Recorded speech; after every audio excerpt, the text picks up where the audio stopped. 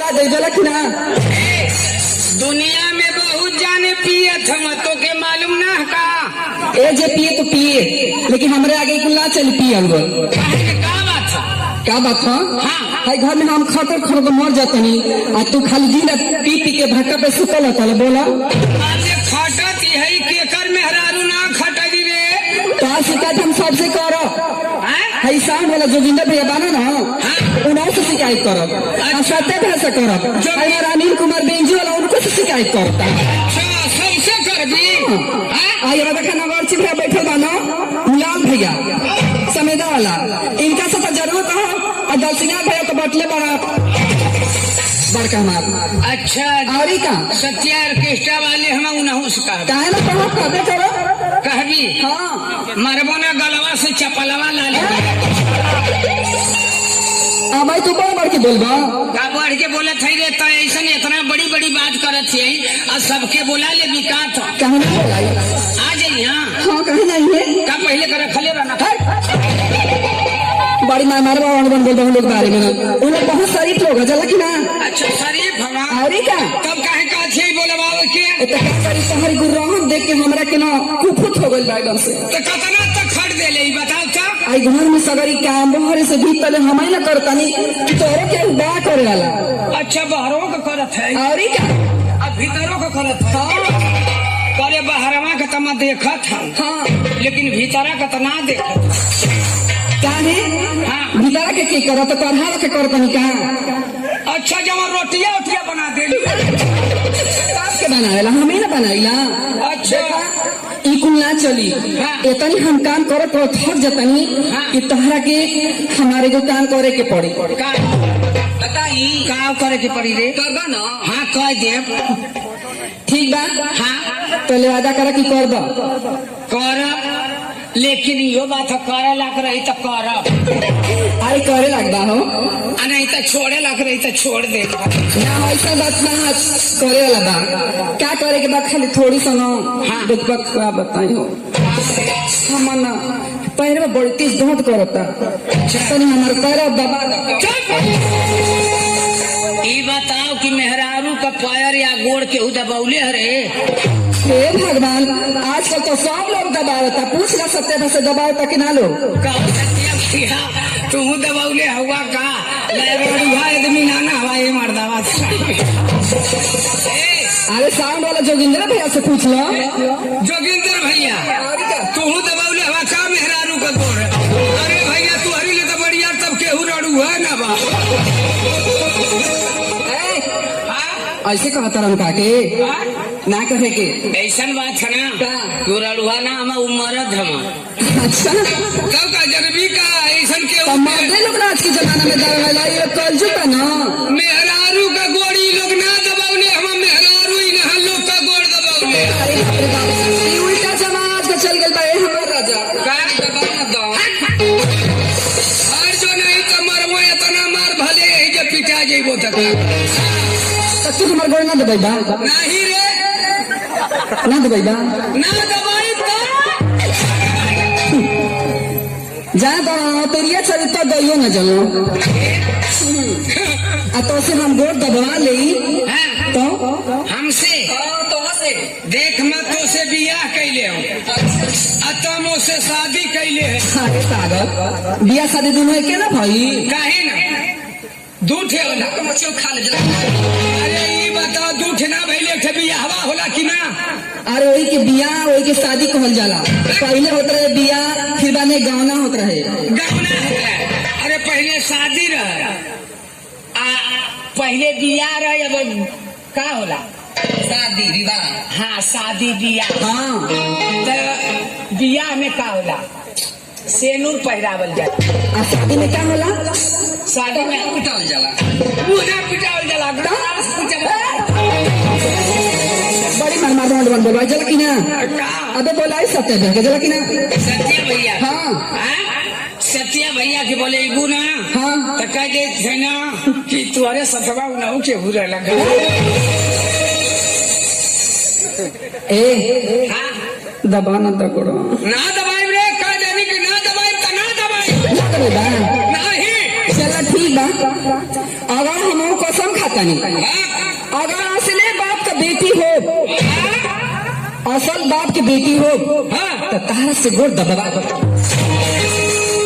असल बाप का बेटी हो हाँ तो हमार मेहरारू है कि ऐसा कथिए कि असल बाप का बेटी हो हाँ तो तोसे गोड़ दबवा दे गुस्सिया के तो हम खुशा के का थई असले ससुरे का दामाद हो तो तोर गोड़ ठीक बा।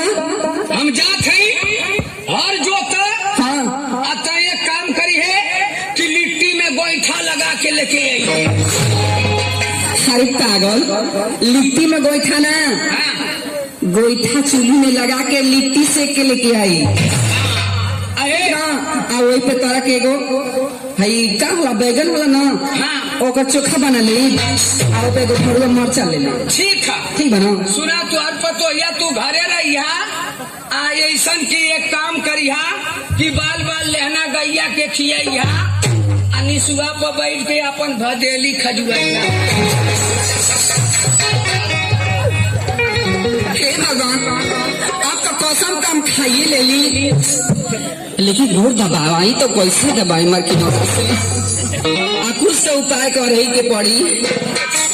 अकोला खाना लेके आवा। ठीक बा, लेके चलना देखी कहाँ हर जोता ना।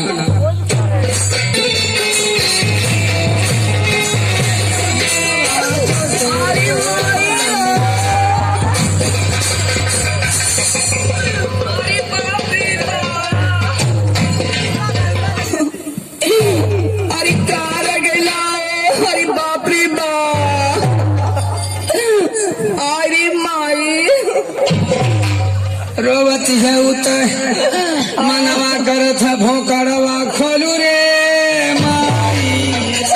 अरे बापू बा, अरे चिट्टुआ के पापा।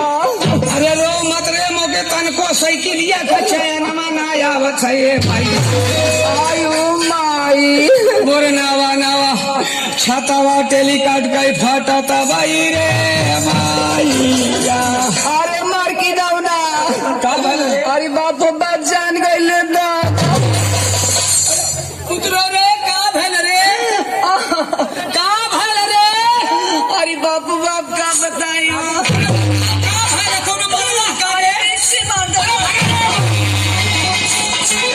आई हो मैया बिछी मल्ला का रे।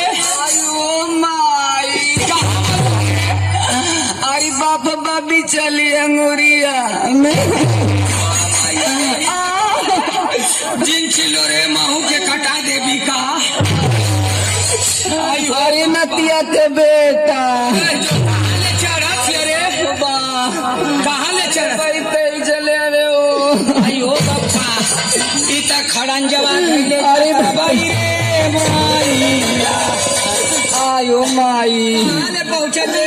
अरे आ गई देखिए केवड़िया लेना पहुँचे रे माई।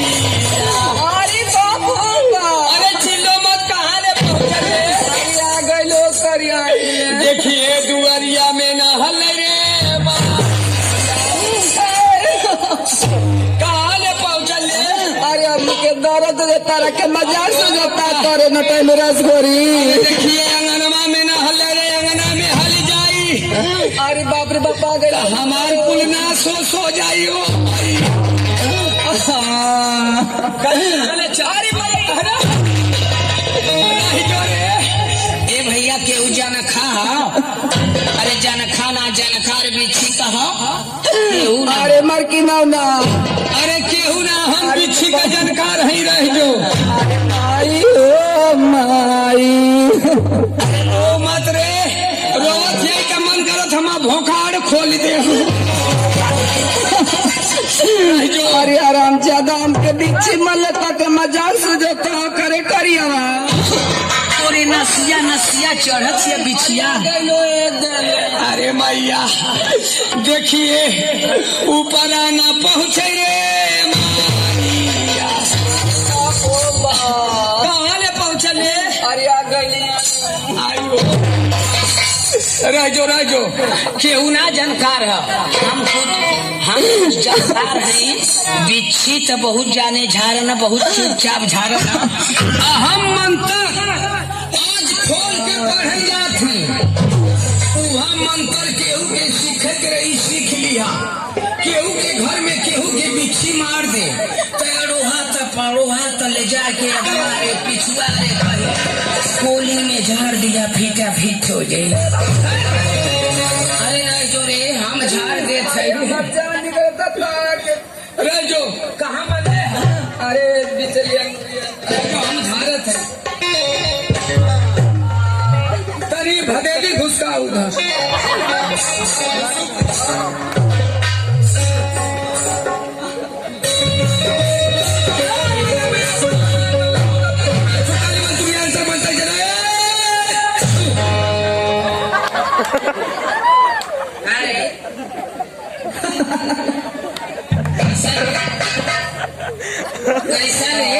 कैसा हंसत ए मार्किन होनो हाँ क्या कहले रही हम का बात? कि असले अगर बाप के बेटी हूँ तो तोहसे गोड़ दबवा ले। हमके बीचो चीना मला रही हो हाँ ई तो एगो बहाना रहा तोहसे गोड़ दबवावे का, तोहसे गोड़ दबवा सही कहली है। हरी का मान ले गोड़ दबवा ले ली, हाँ कहली है कि मैं असले बाप का बेटी रहबो, हाँ तो तुहसे गोड़ दबवा के छोड़बो। दबवाइए ले ली दबौले रहली और ई का मानू कानो असले ससुरे का दामाद रहबो, अच्छा तो तोर गोड़ ना दबाइबो। तई बता दबाई देनो तो का करी, दोनों बतिया तो तोरे बपवा में पड़ल का मोरी। एगो बात कही, कहाँ का बात है? आज हमारा मन करता ना तुमसे लड़ाई करे के। लड़ाई आओ अरे तो तू करे ना करे से